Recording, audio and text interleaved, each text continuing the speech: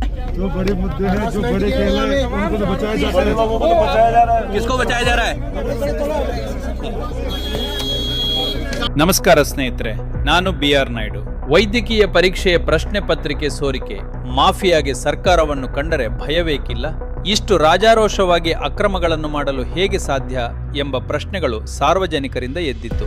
ಆದರೆ ಅದಕ್ಕೆ ಈಗ ನಿಜವಾದ ಉತ್ತರ ಸಿಕ್ಕಿದೆ. ಕೇಂದ್ರದ ಬಿಜೆಪಿ ಸರ್ಕಾರವೇ ಈ ಮಾಫಿಯಾದಲ್ಲಿ ಪಾಲುದಾರರಾಗಿದ್ದು, ನೀಟ್ ಪ್ರಶ್ನೆ ಪತ್ರಿಕೆ ಸೋರಿಕೆ ಪ್ರಕರಣಕ್ಕೆ ಸಂಬಂಧಿಸಿದಂತೆ ರಾಜಸ್ಥಾನ್ ಮೂಲದ ಇಬ್ಬರನ್ನು ಸಿಬಿಐ ಅಧಿಕಾರಿಗಳು ಬಂಧಿಸಿದ್ದಾರೆ. ಜಮ್ಮುವ ರಾಮಗಢ ಪಟ್ಟಣದ ಬಿಜೆಪಿ ನಾಯಕ ದಿನೇಶ್ ಬಿವಾಲ್ ಮತ್ತು ಅವನ ಸೋದರ ಮಾಂಗಿಲಾಲ್ ಬಿವಾಲ್ ಬಂಧಾಲ್ ಬಂಧಿತ ಆರೋಪಿಗಳಾಗಿದ್ದು, ಇವರು ಹಗರಣದಲ್ಲಿ ಮುಖ್ಯ ಪಾತ್ರ ವಹಿಸಿದ್ದರು ಎಂಬ ಸ್ಫೋಟಕ ಮಾಹಿತಿ ಹೊರಬಂದಿವೆ. ಸುಮಾರು 120 ಪ್ರಶ್ನೆಗಳಿದ್ದ ಗೆಸ್ ಪೇಪರ್ ಅನ್ನು 15 ಲಕ್ಷ ರೂಪಾಯಿ ನೀಡಿ ಖರೀದಿಸಿದ್ದ ಈ ಬಿಜೆಪಿ ಮುಖಂಡರು ನಂತರ ಪ್ರಶ್ನೆ ಪತ್ರಿಕೆಯನ್ನು ಸಿಕಾರ್ ಜಿಲ್ಲೆಯ ಹಲವಾರು ವಿದ್ಯಾರ್ಥಿಗಳಿಗೆ ಹೆಚ್ಚಿನ ಹಣಕ್ಕೆ ಮಾರಾಟ ಮಾಡಿದ್ದರು ಎಂಬ ಮಾಹಿತಿಯು ತನಿಖೆಯಲ್ಲಿ ಬೆಳಕಿಗೆ ಬಂದಿದೆ.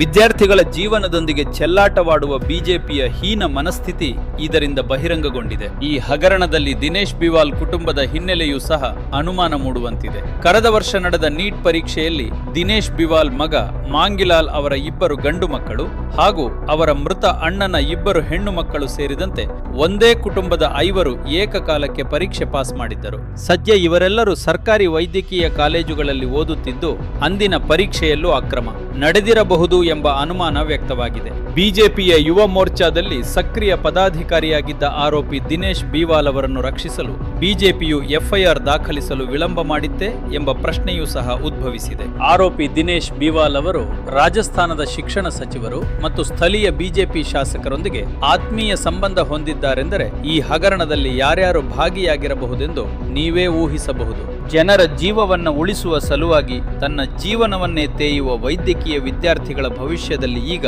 ಬಿಜೆಪಿ ಹಗರಣದಿಂದ ಕರಿಮೋಡ ಮುಸುಕಿದಂತಾಗಿದೆ. ಇಂಥ ಭ್ರಷ್ಟ ಪಕ್ಷಕ್ಕೆ ತಕ್ಕ ಶಿಕ್ಷೆ ಏನು?